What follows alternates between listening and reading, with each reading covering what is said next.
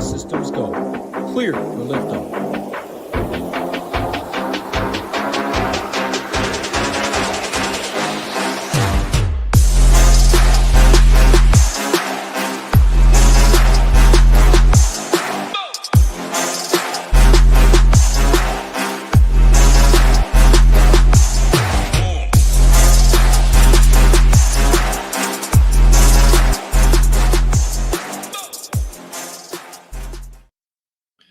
What is going on, everyone? We're back for a Wednesday edition of the NBA show.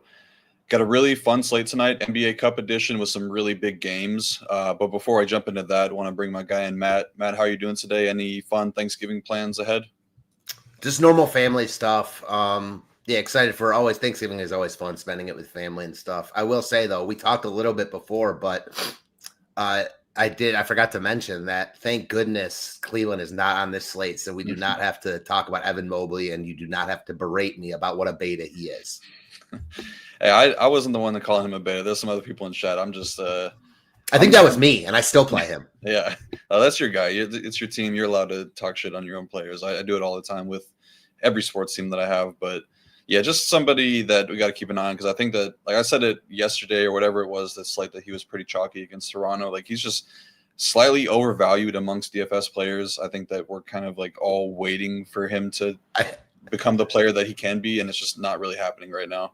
I think he might be slightly overvalued amongst all like NBA fans, savants in general. His defense is amazing, but yeah. I'm with you on like maybe that leap might never come, and is what it is. Yeah, he's gonna be like Justin Herbert, or they call him the what if man. We'll see like what could happen if he actually reaches potential. But yeah, I'll say what's up to some people in chat. We've got some new faces in here. I see both are up top. Jordan Newens, how's it going, man? Love the DVP report you're putting out every morning. Appreciate that. Little Neck got a game in an hour, and he's got showdown stuff up for that. So appreciate you getting that up as well. Our guy Remo, Brandy Cohn, I believe that's Kid Lightning, Marquee Sports, Long Leaf, how's it going? Happy Turkey Day. Coach Sav, Sean, not playing tonight. You're missing out on a really good slate, but don't blame me if you're not playing. Bob Oso, Mr. Mike's daddy, Vegeta, love the name, love some DBZ. Got Carlu, Little Neck in there again, Newens, and then William. All right, so I'll break down some scenarios. I got my dog barking in the window, so hopefully nobody can hear that, but I'm going to close that in a second. Let me do that right now. If you want to touch on some NBA Cup stuff and how that differs for you in terms of like building lineups, and if you kind of correlate a little bit more in those instances. Yeah, so I think that makes sense to do so, correlate a little bit more, just because the games mean a little bit more. It's hard for me to like put that much stock into the NBA Cup stuff personally, just because while I do think a lot of teams and a lot of players care, I do also think that some teams and some players don't care, and it's hard to find like that middle ground. So I mostly play it as standard. That said, I think the correlation approach makes a lot of sense, just because the games, again, do mean a little bit more. But what I was saying was, like, for me, like, I recognize that for most teams and players, it does mean a little bit more. But I also believe that for some, to a lot of players, it doesn't mean anything really.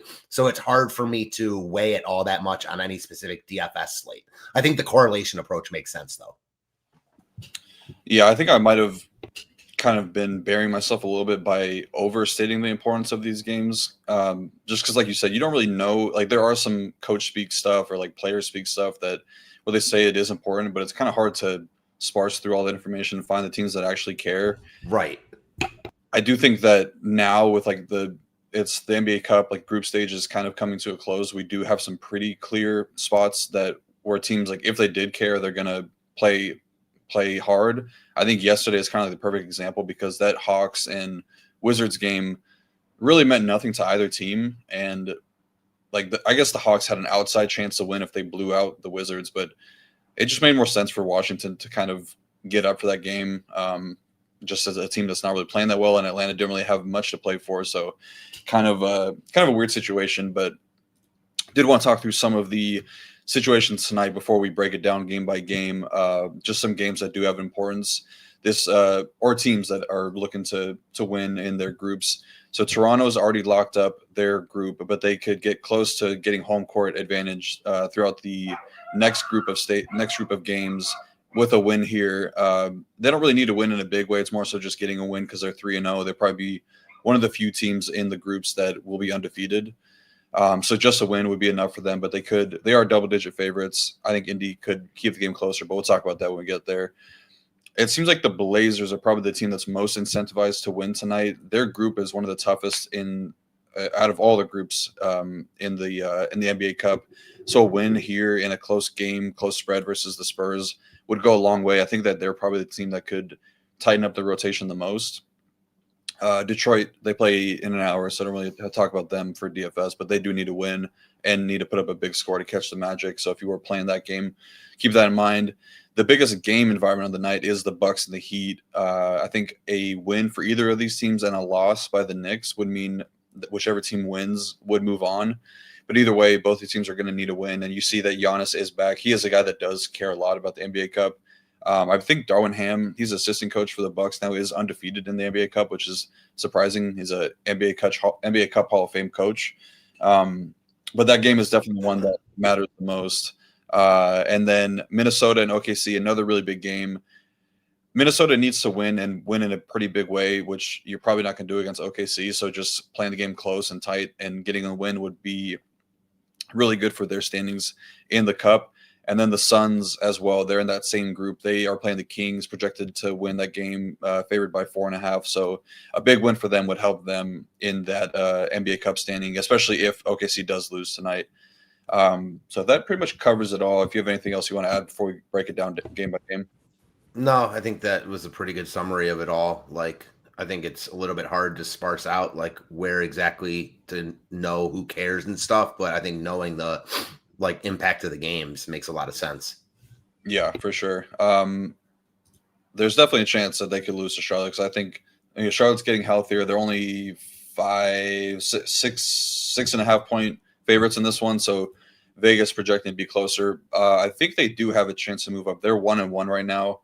They have a pretty outside shot to make it. They have a -2 point differential, so they need to catch Miami, who is plus 46, and Miami and the Bucks play tonight. So a win by Miami would all but bury the Knicks. I think that the wild card is probably going to be one of the Magic or Pistons, if I had to guess. Maybe Cleveland sneaks in there, but yeah, the Knicks kind of have an outside shot of making it out of their or into the wild card game. So not really too much there.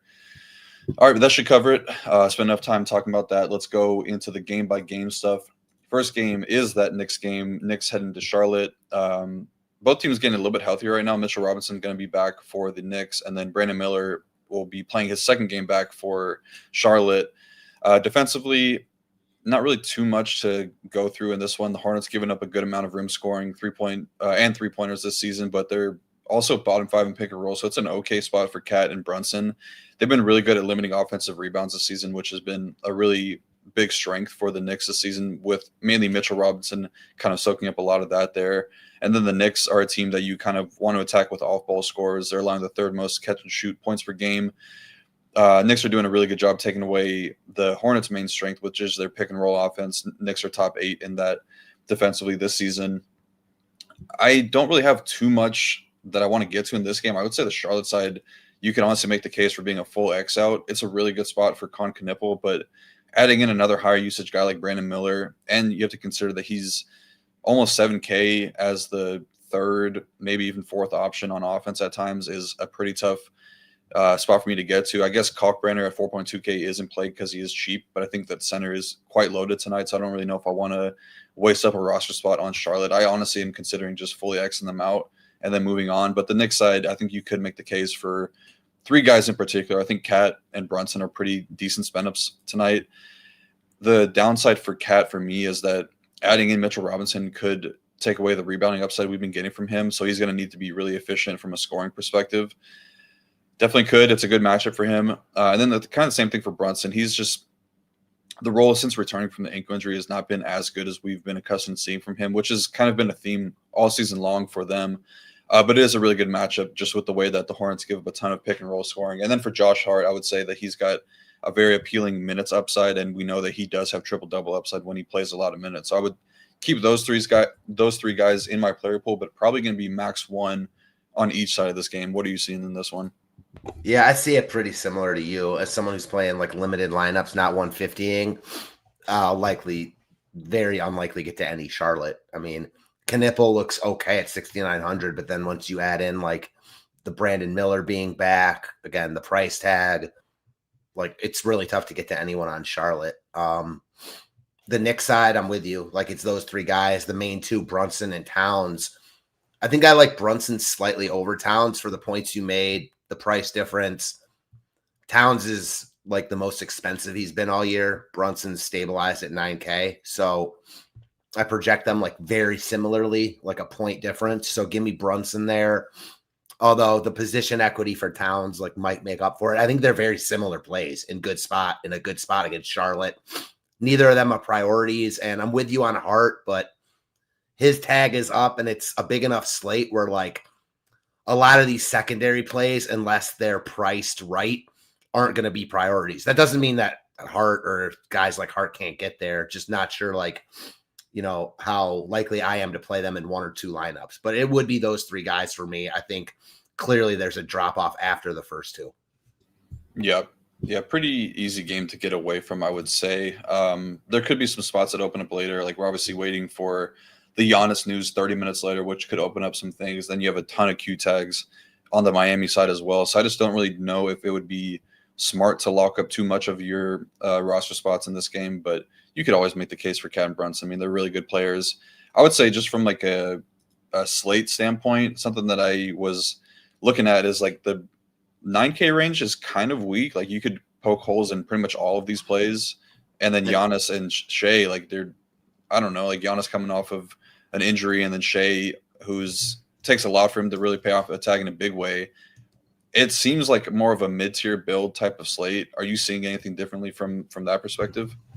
No, I'm not. And to that point, like just to extend on your point about like not wanting to lock up roster spots on this first game, I'm with you. Like we're going to have better spots. That said, like I don't view Towns and Brunson as guys like that because like they're not going to change. Like those guys, if you're playing them, they're building block pieces and you can move stuff in around them. So like if you like them, I wouldn't not play them because they're the early game. I would maybe get away from some of like the risque value, if you will, but I'm sure you see that very similarly. Yeah, I agree. Yeah, you could always make the case to play those guys as just like the building block pieces. I guess one thing that I didn't touch on that is kind of important tonight is this got to be the first time all season we've had a full slate where you're pretty much every main game is on every game is on the main slate, and it kind of brings a different dynamic if you want to touch on that because it's really been like a 1 to 2 hour lock window, which has been great for like. I don't mean this like in a negative way, but like the casual player, it's easier to build lineups that way. Whereas now we have those 7 p.m. games, which I think is important to talk through. Yeah, we've talked about that kind of in passing a lot, just me and you. Like it changes the complete dynamic of like multi-entering. So if you're not willing and able to like be at your computer making swaps, like, you know, basically all night, doesn't mean you're going to do it all night, but you got to be willing to do it all night. You can't 150 NBA. Certainly on a slate like this, where you've got games going up until like, I think 10 or 10:30 Eastern, probably 10 Eastern, but like not like one game late, like a few games late. So it's just a completely different slate than we've seen. Maybe, I don't know why they did it the night before Thanksgiving, probably.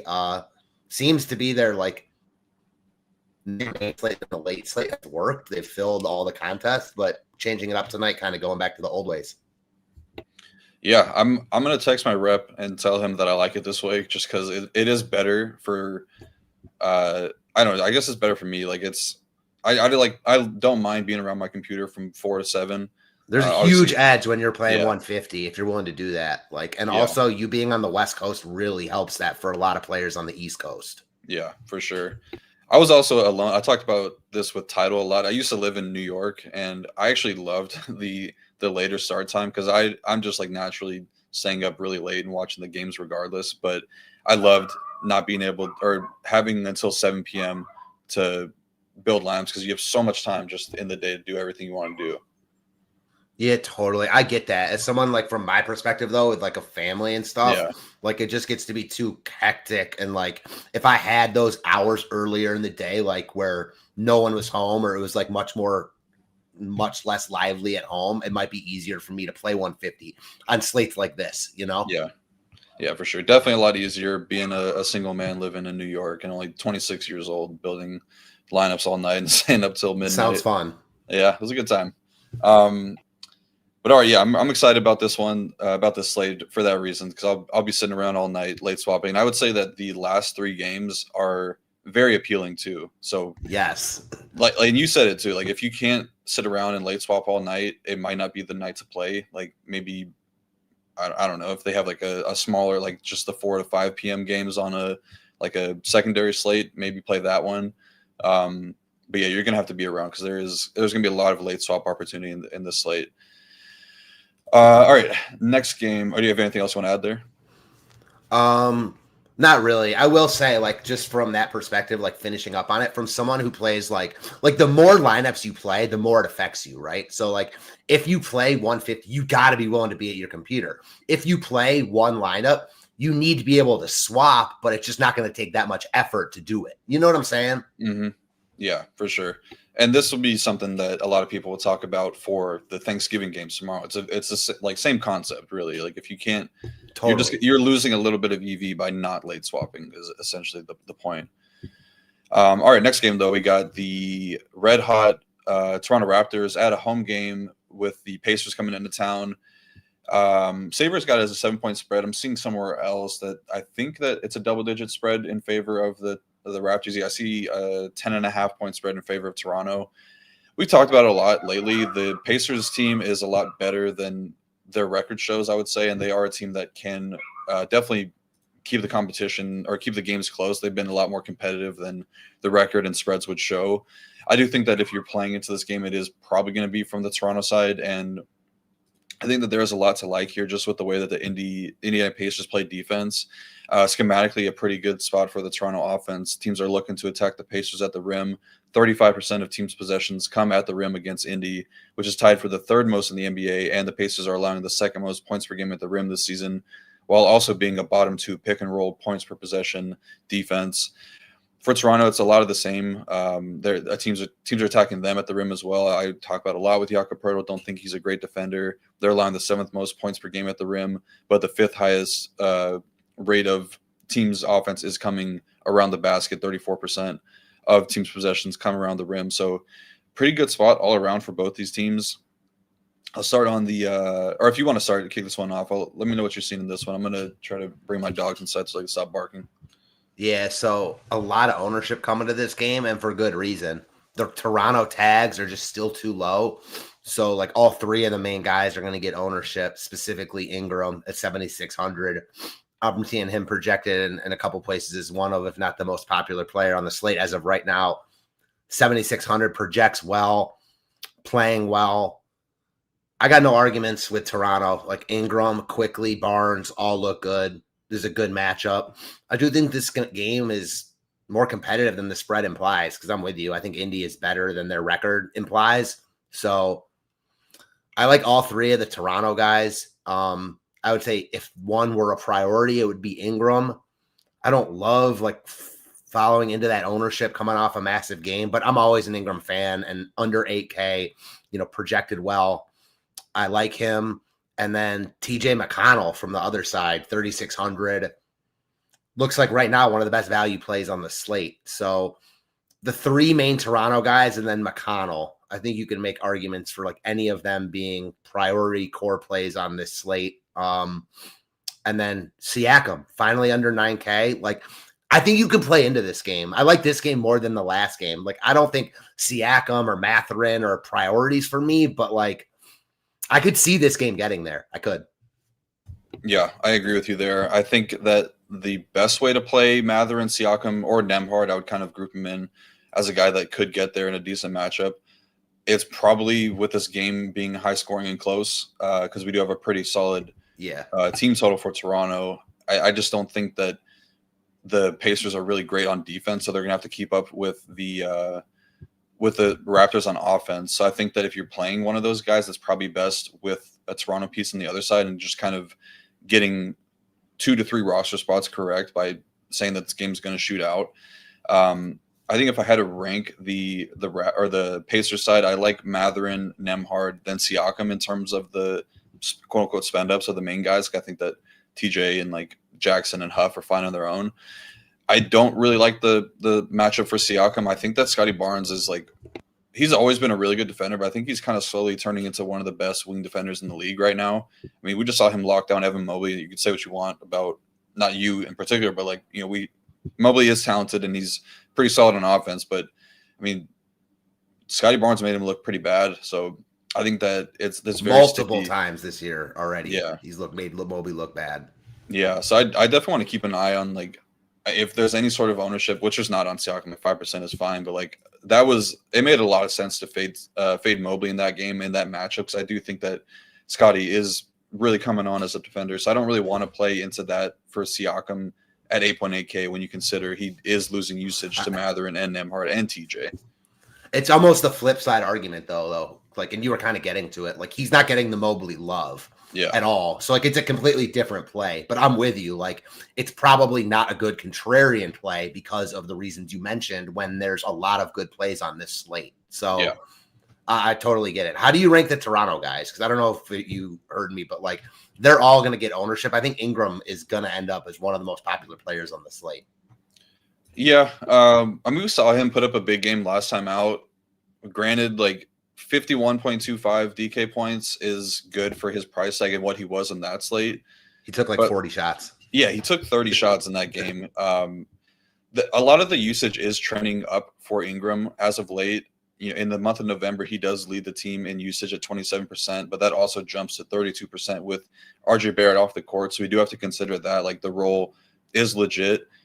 He's around like 1.16 fantasy points per minute with RJ Barrett off the court, so it's not great numbers for his price tag, but he does lead the Raptors in pick and roll scoring, which makes it a plus matchup because, like I said up top, the Pacers do allow the second most pick and roll points per possession. So the matchup is good for him. I don't know. Like, I don't know if he's going to be taking I don't think he's taking 30 shots on a regular basis. Like, he was just kind of playing really well and they were running through him. I kind of just feel like if we're getting a true ceiling game from someone, like, who has the best upside, it's probably Scotty Barnes. And we haven't really seen it yet, but he does have the best numbers, like on-off numbers with Barrett off, 1.48 fantasy points per minute. That's kind of more in line of like what you're looking for in somebody in that range. Like, I prefer Scotty over Ingram, but I think that Ingram is a clear number 2, and then Quickly's number 3. Yeah, I like Ingram in general, and he's a guy I play often, but I hate playing into ownership like that on this slate when, like, to all the points you mentioned, like, we just saw basically an upside game from him, and it took him like 30 plus shots to get there. Like, I think he'll be solid at 7,600, but do I need him? Like, I don't think so. He's a good play for sure. It kind of reminds me, like, it's very similar. We've been talking about Evan Mobley a lot, but like in terms of the type of play that he is on this slate is similar to that one on the other slate where it's like Mobley was good. He had 52 DraftKings points. And I know that we're not really shooting for the optimal all the time because it's tougher to get that in single entry stuff, which most people play. But like, there are ways to not play Mobley and still make high upside lineups. So it's kind of the same with Ingram.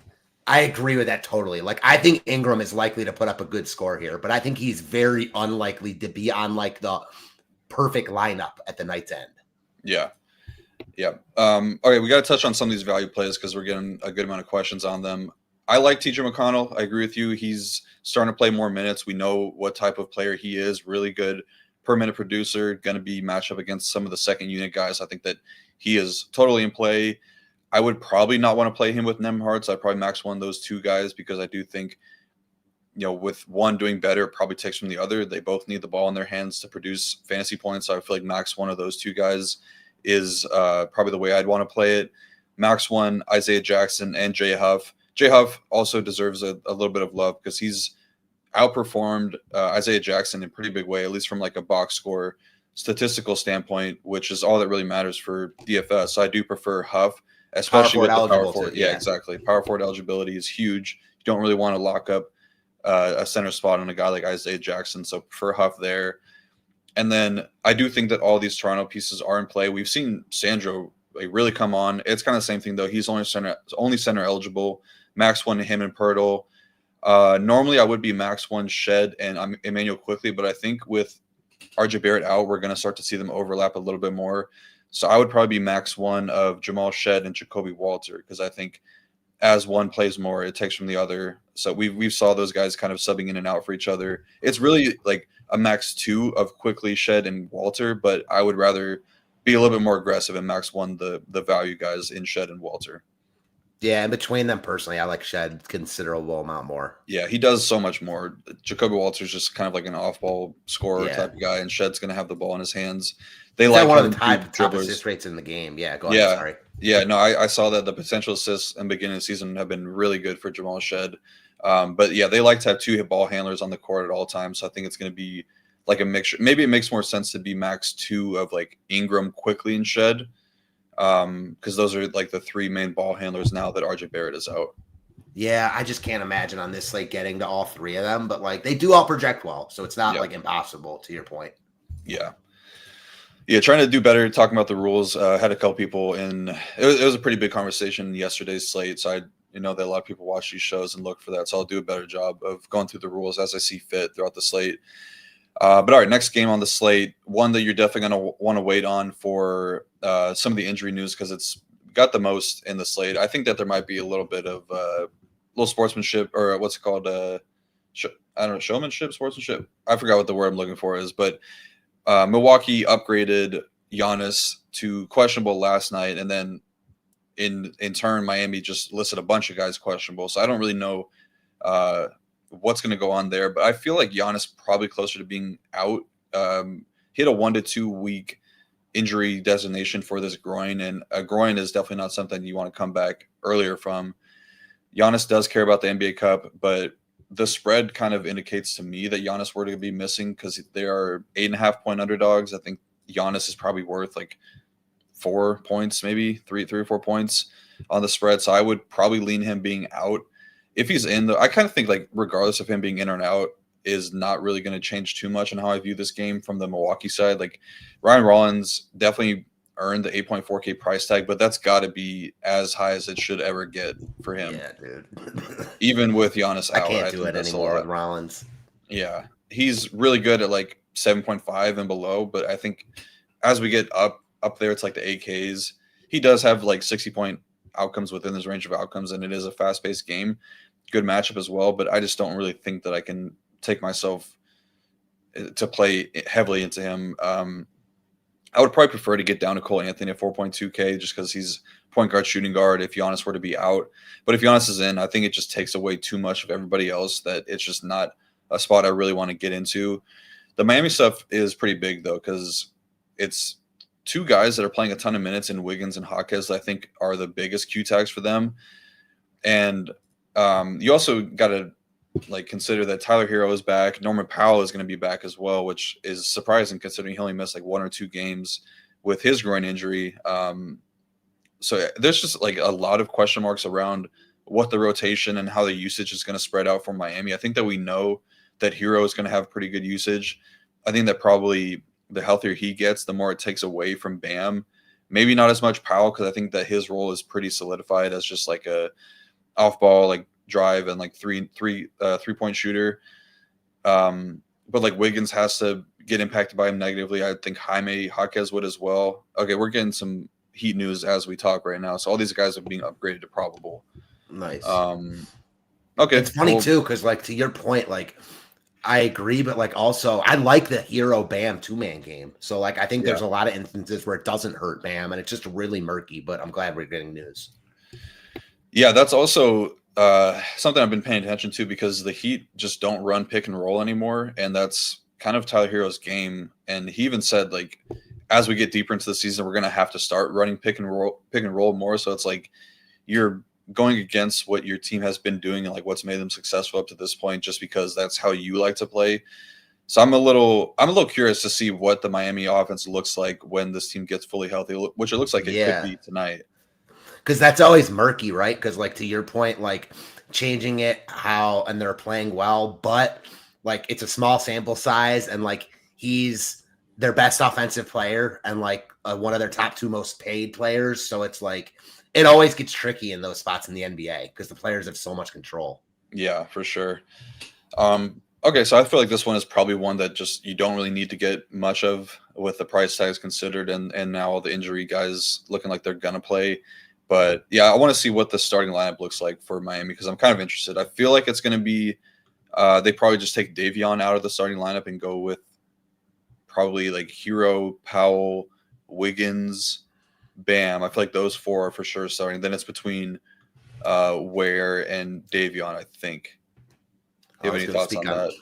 Well, Ware is the one interesting piece that like remains. I think he would look better with more guys out, but man, like he's been smashing recently, and not to just be a strict game log watcher, like 45 plus DK points in 3 straight at no ownership at under 7K is intriguing. Like I probably likely won't get there, but wanted to call him out because like clearly has tournament upside. But to your point, I think Miami is more or less like out of play except for like tournament guys. I wouldn't like cross Miami off in 150 settings, but no priorities at all. And then Milwaukee, to your point, I think Giannis is worth at least that. And yeah, like groin injury, don't really want to mess with that. If he's out, like presuming he's out, do you think going back to Bobby Portis, like, because I don't know. I mean, Portis, obviously for a long time, every time Giannis was out was just an auto smash play.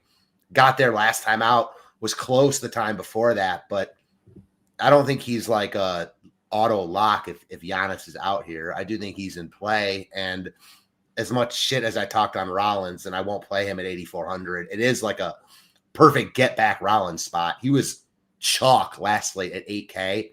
Now a little bit more expensive. He'll be like 1% owned in a really high up pace spot against Miami. So like I won't play him, but Milwaukee is intriguing if this game stays tight and Giannis is out. Yeah, I think it would.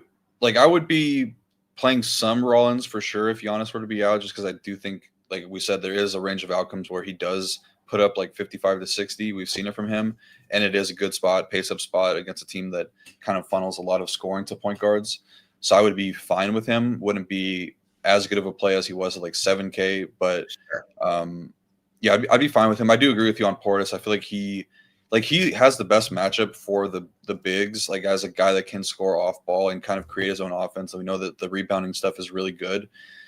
I really think that Turner is just kind of outmatched in this like pace of spot. He's just not able to get up and down the court like he was when he was younger. I just think that he's a guy that could get ran off the court. So that would in turn, like theoretically help Bobby Portis. I would probably just be like Portis, Rollins, and then Cole Anthony as the 3 guys that I would be considering, and probably a max 1. I don't know. I guess there might be a range of outcomes where Kuzma gets there as well, but it's really gross. Just because these game environments have been so good.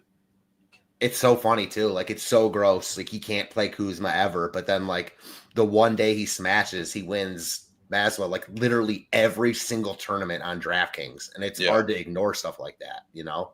Yeah. Yeah.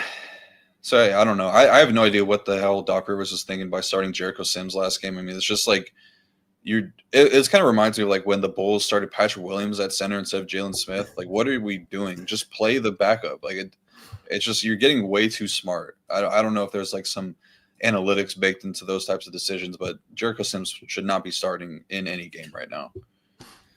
Totally. If you're listening, then sorry about that. I know he loves Jericho Sims. It's just funny too when it's like if it were like a long time absence for a guy like Vooch and you like still wanted to keep Jalen Smith in like the bench role, like what he's been good at, like I still don't agree, but I kind of get it. For like a 1 or 2 game scenario, it just doesn't even make sense to me. Yeah. It's just you're outsmarting, and it was like the best matchup for opposing big mans. Like you needed a center out there, just made no sense. It was a game against the Pelicans, right? I think they did that. And they got rolled. Yeah, I mean the Pelicans are a team that can only really score around the basket, so you would think you'd want somebody that can protect the basket, but too much time to spend on the team that's not even on the slate. But yeah, so Milwaukee stuff, like we said, keep an eye on the Giannis tag. I think that's another reason why you don't really want to play too much of that first game, because we'll get enough news and be able to late swap all these pieces in this next window. This game does have a lot of importance. Minnesota at OKC. SGA does have a Q tag, but he was at shoot around this morning, so should be fine to play this one. Really big game for the NBA Cup. I think a win for either team would really improve their odds of winning their group. It's really close. Suns are going to get a lot of information on what they need to do after this game because their game starts 2.5 hours later. So also kind of another reason why you want to wait because I don't really know the scenarios exactly right now, but OKC is first. So if they lose, Phoenix with a win would help them a ton because they've already beaten Minnesota, and then they play OKC last. So yeah, it'd be a really big game for Phoenix later, but really big for OKC and Minnesota. I think much bigger for Minnesota because they're kind of out of it unless they win this game. But yeah, from a matchup perspective, we know that OKC is pretty much elite in all defensive metrics. I would say the one area that you can always kind of attack them with is off-ball scoring. The three-point defense is slightly below average, same with the catch-and-shoot stuff. And then for Minnesota, they've been a little bit better. They didn't rebound great last time out versus Sacramento, which is a little bit alarming, but they are giving up the second most pick-and-roll points per game. So definitely a decent spot for Shea, I would say. I do like a good amount of stuff in this game. I think that for Minnesota, I don't know. I'm pretty high on Jaden McDaniels in this one. I think that he's just looked really good this season, and they haven't been using him as much on ball as they were in years past. And I think that they might do that here, play him, a little like a roaming type of defensive assignment and put Ant on SGA. Like that is something that we've seen happen in the past. And if that happens, then from a minutes perspective, he's pretty safe because he doesn't have the same amount of foul risk as he would if he was guarding SGA. He also has a pretty good history against OKC last season. I think that they have been okay as like leaving him open at times and really honing in on Ant and Randall, which gets me off of those two guys because I just think that it's a terrible matchup for them. But he topped 36 DraftKings points in all but one game against OKC last season. In four matchups, he hit 50.5 DK points in one of those games. So he scores really well against them, which makes sense. Like I said, OKC does funnel things to off-ball scores. So him and Dante DiVincenzo are the two guys I'm most excited about on Minnesota. You can always play Ant, but he has not done well. He's basically been below what you would need from him at 9.4K in every game against OKC outside of like 2 games in his entire career against them. So I'd be okay getting away from Ant. Same thing for Randall. I don't really like the matchup. OKC elite rim protection, so I don't really like the spot for him. So it's really just Jaden and Dante for me. And then I think it's just SGA for me on OKC. And I actually do like him quite a bit. Like I mentioned, just the pick and roll stuff for Minnesota has been pretty bad this season. He had 65 and 70 DraftKings points in 2 games against Minnesota last season. So it definitely has the upside. He's probably my favorite. Definitely between him and Giannis, I would say he's my favorite, but not my favorite 9K plus player. I would say he's probably like 4th or 5th. Yeah. I think we differ here. We've agreed on basically everything so far, so it's nice to see things a little bit differently. I don't like this game really at all from a DFS perspective. Like, I get it, certainly in 150 settings. I wouldn't be crossing these teams out, but as much as I like the McDaniels call at 5,700, and I think there's like some hidden not in projection stuff in there that I could get on board with. Like, you're giving up a bunch of projection to go there. So you can do that in a couple spots. I'm just not sure I'll do that there. I don't think I want to allocate 11K on Shea. Like, I'm fine with it. I don't think he's a bad play. It's just not someone I don't think I'm going to prioritize. Between him and Giannis coming off the injury, it's close. I do feel like if Giannis plays, though, he's healthy. So I actually prefer Giannis if I'm playing one of Giannis or Shea, but I prefer a bunch of the 9K guys, like you mentioned, over those guys. I'm not on Ant or Randall, as you mentioned. You could always play Ant, but I like the history you talked about, and it's just not really a appealing price tag in this matchup. I like the McDaniels call. Of all the guys, like McDaniels would be it. For me, playing limited lineups, I don't think I get to anything here. And I worry most with that stance about it just being like a really, really close competitive game that happens to be high scoring, and it has a bunch of good players in it. So I recognize that, like, you could always get guys to go off in games like that. I just think there's other spots I like more, and we haven't even gotten to a bunch of them yet. Yeah, for sure. Jake did mention Nas always kills OKC. Yeah, I looked at it last year, was great against them, like had like a couple 50 and 60-point outings against them. 3 of those games, though, came without both Rudy Gobert and Julius Randle. In the one game that he did play, which was on New Year's Eve, he did have a good game. He played more than both Randall and Gobert in that one, 33 minutes. Did have a strong outing with 37 DraftKings points. I do think that he matches up a little bit better against OKC if we see Gobert or Randall. I don't think that Randall's minutes are really at risk. I would say it's more coming from Gobert, so I would always be max one of the bigs, but I think now even more so is like a spot where if you're playing Nas, you don't want Gobert or Randall, I would say, because he's probably taking away offensively from Randall enough where they don't really correlate well, and then taking away minutes from Gobert. So I'd be max one of those guys, probably max 2 overall. Especially also because his price tag's up. So you don't get as much wiggle room there. Like Nas Reed's almost 6K, he's 5,900 now. So I think definitely you don't want to play them together. Yeah. And definitely Nas is always a guy that should be in your play pool regardless, because he does have really big upside off the bench. So I'll get to a little bit of him, but he wasn't that good in the playoff series. I'll just say, I don't think he topped 22 DraftKings points in any of the games in them against OKC in the playoffs. So, but this is, regular season, so he could definitely get there. All right, next game, Memphis at New Orleans. This game has basically no NBA Cup importance, so it's just two bad teams facing off against each other. We are waiting on the Zach EDQ tag, which is somewhat big. That could open up a little bit of value in the front court for the Grizzlies, mainly in what's his name? Eubanks. Or that's in the Kings game. That would be Landale. Jock Landale, yeah. The other backup. I always confuse those two. Yeah, they play and look very similarly, so I don't blame you there. But yeah, that would open up some value with Jock Landale, who did have a really big game last time out, filling in for ED against Denver, I believe. And he would be in a really good spot here against New Orleans, who is a team that we always look to attack with opposing centers and just guys that score around the basket. We do need to keep an eye on the starting lineup because had some weird stuff happen last game. The Pelicans were on a slate. Derek Queen and Jeremiah Fears were obviously the two guys that were starting. They're, two high first-round picks last year were benched for Missy and Jose Alvarado. And, there's a chance that Queen doesn't start here. I don't really know if that would really change much in terms of playing Missy. Obviously, 4.1K would be a good tag for someone like him who does have decent permanent upside. But if he's not starting, if Queen's not starting and it's Missy, that's probably going to be a 50-50 split down the middle at the center spot. So I don't really know if I'm definitely not playing Queen if that's the case, if he's coming off the bench. But I don't even know if that would really make Missy that appealing at 4.1K. Definitely better than he looks right now, but nothing too out of pocket, I would think. And then the same thing, but if it's different for Alvarado, because if Alvarado's starting and we know that we're getting 28 to 30 from him, I would be very interested in that.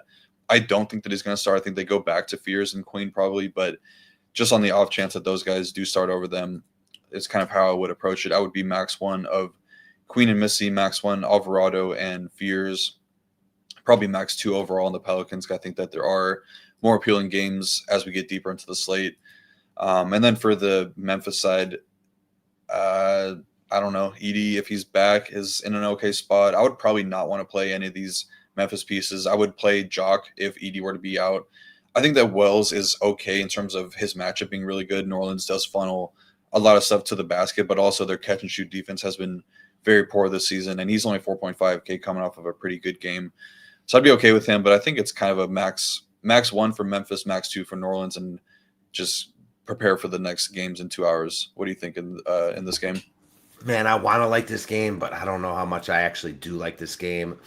From the Memphis side, it's tough. Their tags are up, and they're getting a little bit healthier. So, I think I'm out on most of Memphis. Even if Edie's out, I think Landale's fine, but, opportunity cost at center.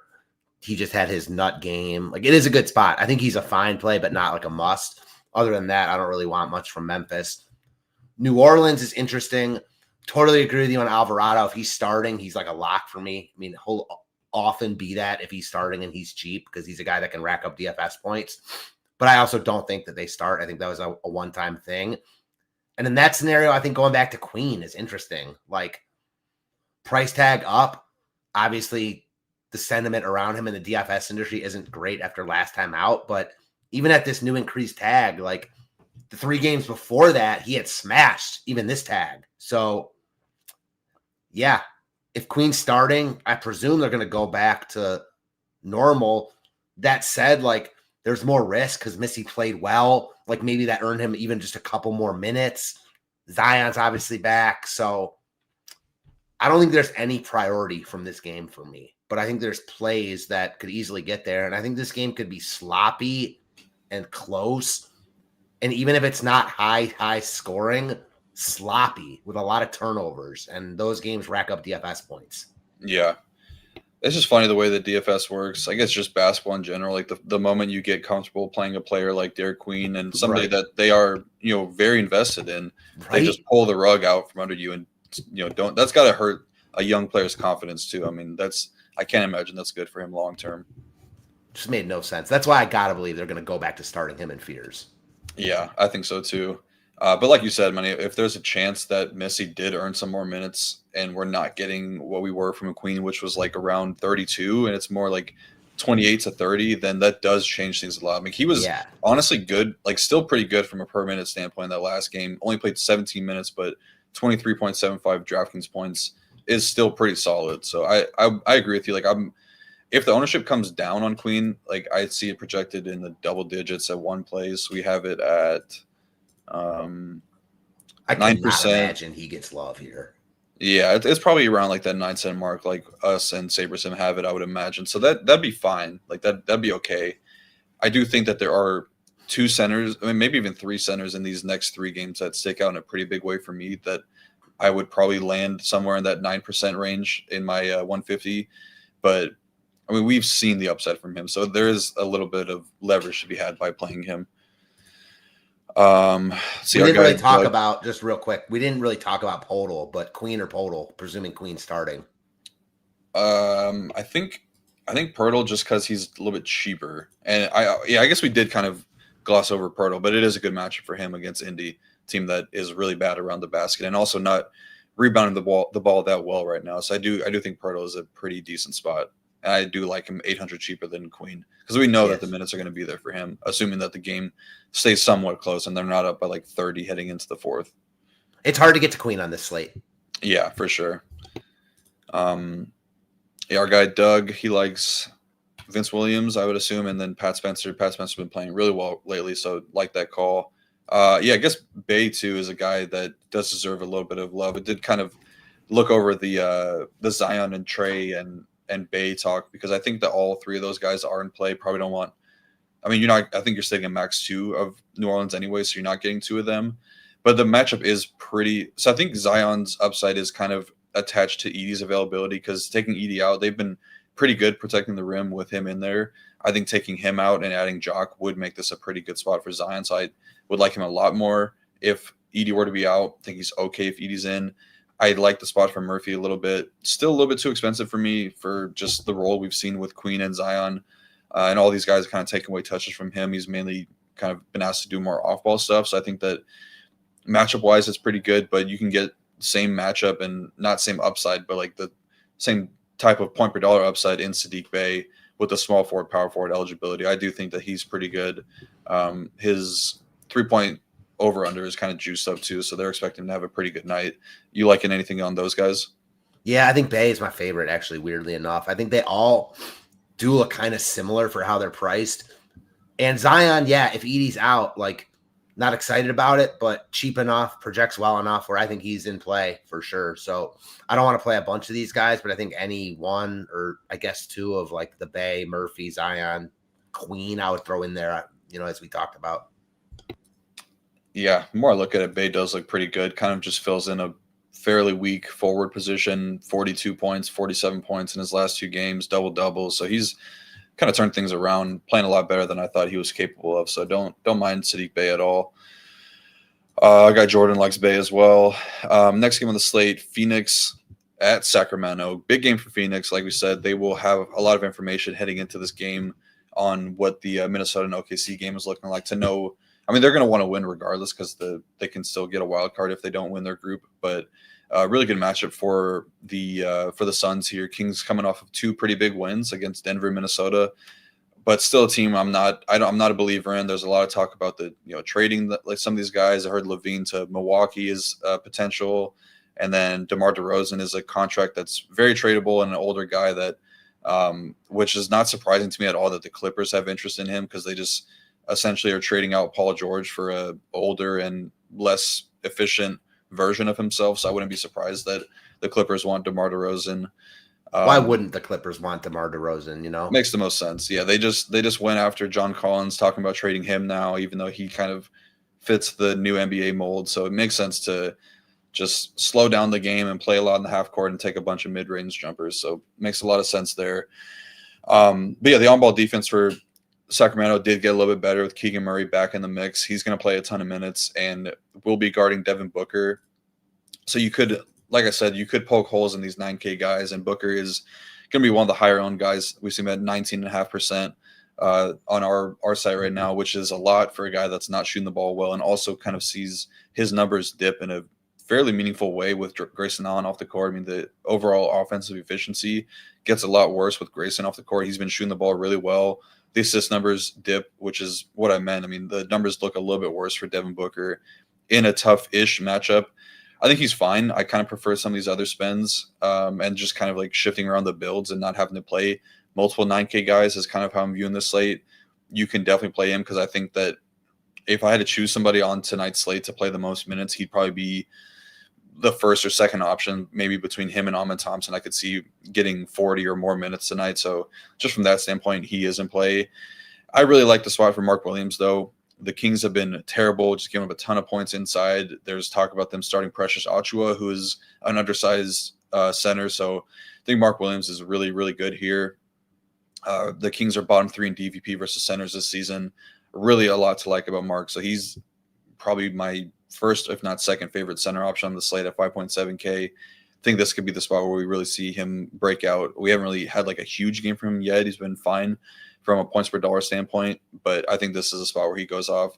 And then assuming Devin Booker does get somewhat limited and like shut down by Keegan Murray, I think Brooks and Colin Gillespie are the two guys that make the most sense, as well as Jordan Goodwin. He's been playing good minutes, 5.4K, good price tag for somebody shooting guard, small forward eligible.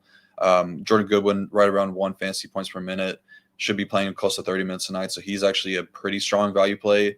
And then Dylan Brooks is a guy that sees his usage jump up in a pretty big way in the non-Grayson Allen minutes. So I think that he's fine. We'll be guarding DeMar DeRozan, who got to the line like 15 times last game. So there is a lot of foul risk, but I think that Booker has some upside. And then the Kings side, I think it's probably just Keegan and DeMar for me. I think the price tags are fair on them. I don't love playing Kings just because none of these guys' minutes are very safe. Like we've seen Zach LaVine lose minutes to Malik Monk. We're seeing like DeMar even get benched at times. I think Keegan is the safest because they're the most invested into him. Just signed a massive contract, which I think was a huge overpay in the offseason. So they're going to want to play him a lot. He's like not great from a point per minute standpoint, just under 1. It's more closer to 0.9 fantasy points per minute this season than it is to 1. But if he lands like right around 35 minutes, then that's fine and enough for him to pay off. But I think he needs efficient rebounding and scoring to really pay off in a big way. So I don't view these Kings as priorities at all. I think that the Sun side is a little bit better. Are you viewing anything differently in this game? Not really. Mostly the same. I like Mark Williams just as much as you do. I think I like Booker a little bit more than you do, just because you can poke holes in like every expensive player on the slate, basically. Like, I just like Booker here. I wouldn't say I like him more than you. I just think, like, to your point, you can poke holes in all these guys, so none of them are perfect. I think his floor ceiling combination in this spot is nice. So I like Booker a lot. Mark Williams is likely to be a core play for me, so he looks really good. My favorite center on the slate, I think. And then like the Goodwins, Brooks, Colin Gillespie's, cool with all of them, none of them in any given lineup. Good spotting in Sacramento. So yeah, I think you definitely want some Phoenix exposure here. My top 2 are definitely Williams and Booker. And then from the Sacramento side, I don't like much, to your point, with Keegan being back. The one guy that I could play, though, it's about as cheap as he'll be, 4,400, coming off a good game, is Malik Monk. Projects decent. I don't think he gets any ownership, really, and he's got upside at this tag. So Monk is the one guy that's going to stay in my pool from Sacramento. Yeah, I like that call, too. I mean, Malik Monk is a baller. He deserves to be playing on a team that is in the playoffs and competitive. I would like to see him get traded somewhere. I don't know where, but he deserves to be playing for a good team. Would not set that rule. I think that it's probably smarter to be max 2 of like the secondary guys, like the non-Booker players. I would say the guys that probably correlate the most negatively would be Brooks, Gillespie, Royce, and Goodwin. So you could be max 2 of those guys. I don't really think that I want to play 3 Suns, but I think there are scenarios where 3 get there, but I would probably just be max 2 of those 4 guys. And then, if you have Goodwin and Mark and Booker, I still think that 3 combo pack is pretty solid. I'm with you. I could easily see 3 Suns getting there, but I like right now, like looking at my builds, I really don't want to play 3 in a lineup. I think I want to be at that sweet spot of 2. And my favorite 2 are Booker and Williams. I think I'm not sure if I'm more likely at this point right now to play 1 or 3. Because I think Phoenix is a really good spot, but there's other good spots on this slate and other just good plays overall. Yeah.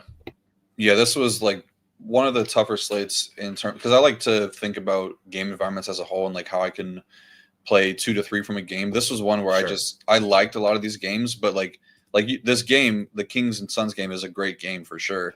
But all the value from it is coming from the Suns side. Like you don't really, right? I don't really want people to think that you need to be forcing a Kings player if you're playing 3 Suns because they can still get there.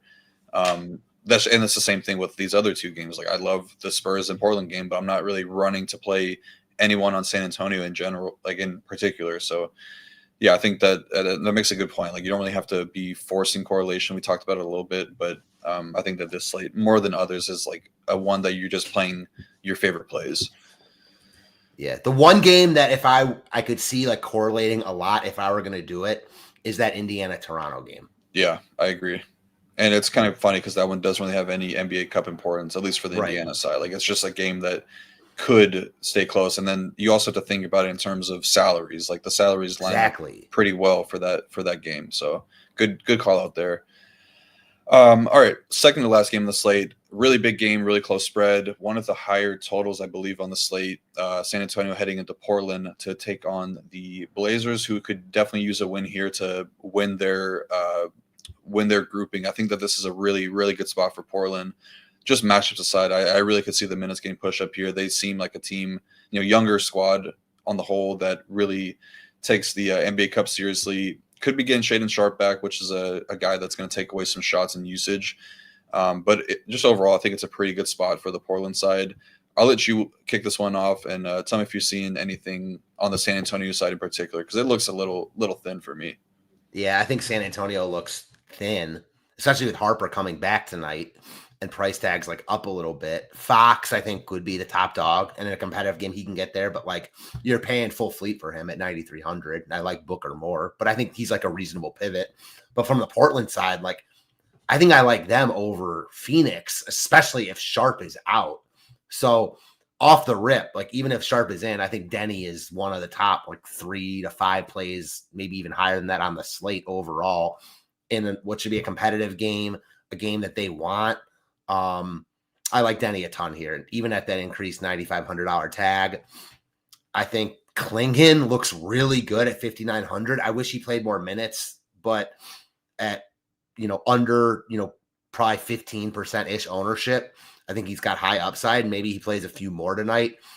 Jeremy Grant, presuming Sharpe is out, I think looks intriguing. And then he wasn't great last time out, but he wasn't awful and finished strong. I think that if Sharpe is out, Caleb Love is just going to remain in play for me. I think he's like a boomer bust option in tournaments, pretty much always.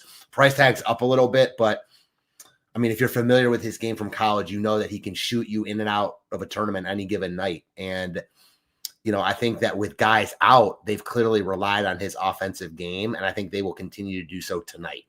So as of now, the only like priority piece for me is Denny, but I like a bunch of other surrounding pieces. How about you? Yeah, I like the Caleb Love shutout. Good to see a former Tar Heel and I guess former Wildcat playing well in the NBA right now. I'm a big North Carolina guy. I've got family out there, so I like seeing Tar Heels in the NBA. But yeah, I totally agree with your sentiment on the Blazers side. Like I really, really like them. I like all of them. Like I'm cool with Grant, I actually think Klingon is, like if one of the best plays, if not the best, like it's him and Mark Williams as like the 1A, 1B options for me. I kind of want to start with both of those two in my lineup, and then that gives me a lot of salary in these later games to pivot where I need to. Yeah. But I agree with you. Like, I don't think that Denny comes in this low. I think that's kind of low on him. Sabres only got him at 5. We've got him at 6. Another place has him close to 15. I feel like 15, and maybe it lands somewhere in the middle, like 10, which would be really good. I mean, the role has been outstanding for him in the games that Drew has not played. Like, the touch time's up, potential assists are up, drives are way up. Against a team like the Spurs, who has gotten a lot worse on defense with obviously no Wemby out there. So I think that Denny is in a really, really big spot here. He's probably my favorite spin. I think in the 9K range, he's top dog for me. I have him projecting a lot higher than this. Personally, I think he should be closer to like 50 than he should be to 40. So yeah, Denny, love him tonight. Love Klingon. And then if things just get a lot better for the Blazers are great regardless if Sharp is in or out. But then if he's in, you're still playing them. But if he's out, then like Denny gets better. Klingon gets a lot better. Grant looks really good. Then you can get to Caleb Love as a value play. So yeah, Blazers side I think is really good. I agree with you on Fox. I think he's the top dog there, but I don't love the matchup. I think Toumani Camara probably, one of the most underrated. Definitely if you watch this show the last 2 years, he's not underrated amongst us, but one of the best defenders in the league. We just saw him shut down Ryan Rollins. Obviously Fox is better and more talented than Ryan Rollins, but it's not like you're playing De'Aaron Fox in a matchup against the Wizards at his max price. You're playing him against Portland, who has a really good defender in Toumani Camara. So I'd be okay getting away from him. That's probably it. I mean, Harper, I think he's probably going to be pretty limited in his return, but he was really good from a point per minute standpoint with Castle and Wemby off the court this season. If there's any chance that he returns close to full, like 26 minutes, I think he's probably closer to like 22, 23, if anything. Then he could be a pivot off of Reed Shepherd, who's getting some ownership. That's kind of just like a last-ditch effort type thing. If you really missed on some of your plays in the earlier slates and you have Shepherd later, then I would look to pivot to Harper. But I think I'm probably going to be max 1. I think 2 for San Antonio is fine just because the game environment does look pretty good. So maybe we get a random big performance out of like Vassell or like 2 of Vassell, Keldon, and Barnes and Champagny or Harper, something like that. I would be okay with that. But the Blazer side is I think where all the value is coming for me. All right, last game on the slate, another one with very big importance. I guess not as much. Warriors seem like they're pretty much a long shot to win. So I would say this is more so just a big game environment on the whole. And we do get some good value on the Houston side because they will be without Kevin Durant, who apparently is having a baby. I didn't know that, but Kevin Durant will be out tonight for personal reasons. And then Steven Adams will also be out. Jayshawn Tate did get called up from the G League, so he'll probably be in the rotation to some extent tonight. Warriors look like they'll be fully healthy, just missing Al Horford and Kuminga right now. I wish we had more time on the show because I would have loved to talk a lot about Kuminga. I just feel like there was no worse destination for him to go than to play with under Steve Kerr in terms of like his development as a pro, because he's just got the tightest, shortest leash of all like high potential players. It's funny. I know his agent from around here too, and that guy's also Terry Rozier's agent, so he is going through it right now. Yeah, tough scene right there for Kuminga and Terry Rozier's agent for sure. I wish he locked up a bigger. Just trade him if you're not going to play him. Just fucking trade him. I don't know. It's freaking crazy. I hate situations like this where the player just gets screwed out. Yeah, already likely to not be like the longest career. It's crazy. Yeah. Only good thing is he's still pretty young. I don't know what he is now, like 24 or something like that. But you did miss out on a lot of prime years.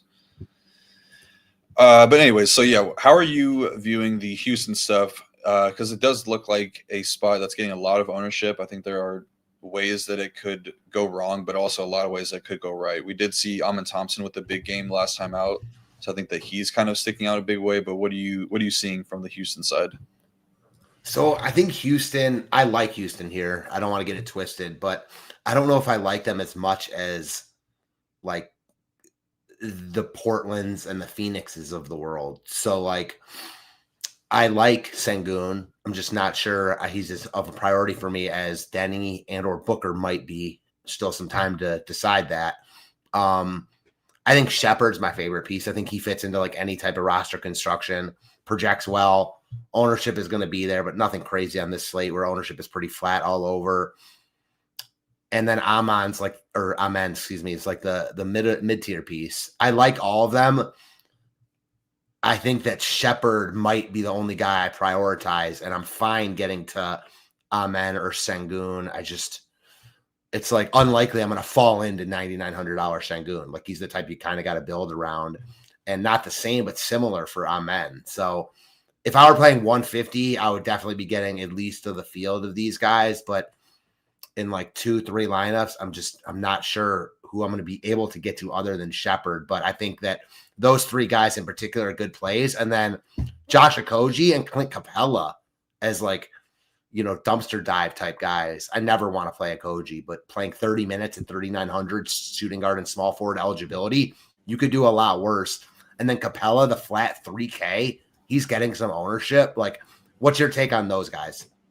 I agree with you on Okogie. I think that he'd be the one I'm more inclined to play just because I really like the center position tonight. I don't really think that I would want to play Capella over like a Klingon or Mark Williams, where I think that they have slate breaking point per dollar upside. And it's not like Capella's not filling in the Steven Adams role. He's filling in like backup center minutes now, which is probably 1 to 2 rotations each half for probably like 5 or 6 minutes apiece. So I would think that Capella's a little bit worse than Okogie is as a value play.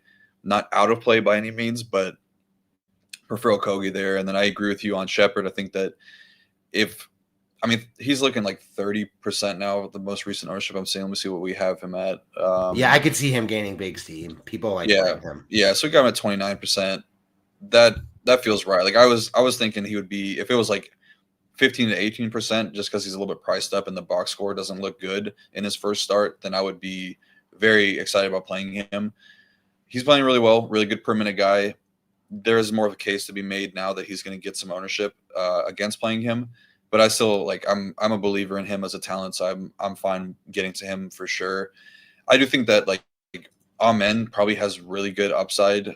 That we probably still like more left on the table for him than we saw from him last game. Really close to either one of the bonuses: 7 rebounds, 8 assists with 28 points. Very efficient shooting in his last 2 games, and he's just going to have to take on a larger role offensively with no Kevin Durant. I also think that this could be a spot where we see his steal rates spike in a decently big way. The Warriors give up the 5th most turnovers per game, so it could be one of those spots where they run so many back picks and just picks in general that it could be, if things aren't like on the right page for the Warriors, then Amen could have like 4 or 5 steals, a lot of easy transition buckets in that sense. So I like him the most out of Houston. Sengun, like you said, building block piece. He is power forward eligible now, which is good. And I do think that the game that we saw from him against Phoenix is probably more of like a down outlier performance than it would be from what we're seeing from him. I bet him to get a triple double tonight because I think you're probably getting pretty good odds considering he hasn't really done it. I don't think he's done it more than once this season, maybe in the first game of the season, but actually I don't think he did it then. He hasn't done it once this season, but I think that the range of outcomes is definitely there for him to get that. So just from like a betting standpoint, I like the odds there. But you're taking like Steven Adams off the court, so rebounding numbers should look better, and then Kevin Durant off the court, so the usage should look a lot better. You don't really have to, like, KD is a guy that can just like score an ISO, where now it's got to be like a team effort for this team to score. So I think that could lead to more potential assists than we saw from him last game. And then Jabari Smith, 6.2K, definitely deserves some love. He's taken on a much larger offensive workload, and his looked pretty good lately. The rebounding numbers have been pretty solid, and he's scoring the ball pretty well. I don't really know who he's going to be matched up with. I don't think it's going to be Draymond, so he should avoid their best defender. So I kind of like Jabari here, but I don't know. I like Houston a good bit. I think that like a lot of my rosters are going to feature Houston, Portland, and Phoenix tonight, and then just kind of mixing and matching some of the other pieces. I'm with you on that Jabari call because I'm with you. I like him too. If Giannis is out, Jabari or Portis at this basically the same price. Man, that's close. I right? think I would have.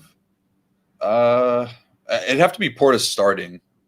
Yeah, if he's starting, then I would have Portis. You'd have to go to him.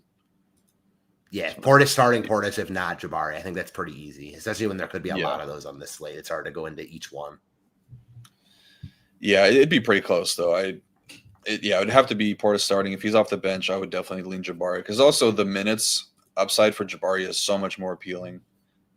Like he can get up to like 38 coming off of like an injury where I forgot what the injury was, but he played pretty full like right off the bat. So he's got that like 38 to 40 minute range of outcomes where I don't know if we're ever going to see more than like 32 from Bobby Portis in a game now. I mean, he hasn't top 30 in a game this season. So it's kind of, you really just need highly efficient scoring from Portis. I agree. All right, I think that's going to do it. Unless you have any closing thoughts, and just we got through the slate a little over an hour. Talked a little bit non DFS stuff in the beginning, but yeah, it looks like a really fun slate, and I'm very happy that we got those 3 late night games.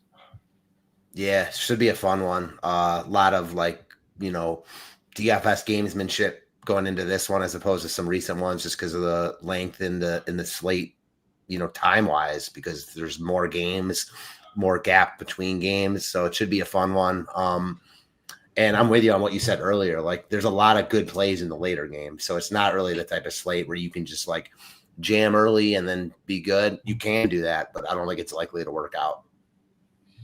Yeah, for sure. I would even be a little cautious about the Milwaukee stuff eating into a bunch. Like if we're getting a ton of ownership from Giannis being out on that, I would proceed with a little bit of caution, because I think that it's not like we're waiting on news later in the games, but those games they provide you a lot more leverage by waiting and having some spots open to pivot. But all right, that's going to do it. Appreciate it. Good luck to everybody tonight. And I'll be back tonight actually at 7 p.m. Pacific, so 10 p.m. Eastern for all of our subs, all of our ultimate subs. Me and Sheets are going to do a little Thanksgiving show tonight, so come hang out, pour up a nice glass of whiskey or some wine, talk some football with us, and then me and Matt will be back on Friday to close out the NBA Cup as he fills in for Ham this week. So good luck tonight, everyone, and I'll catch you later.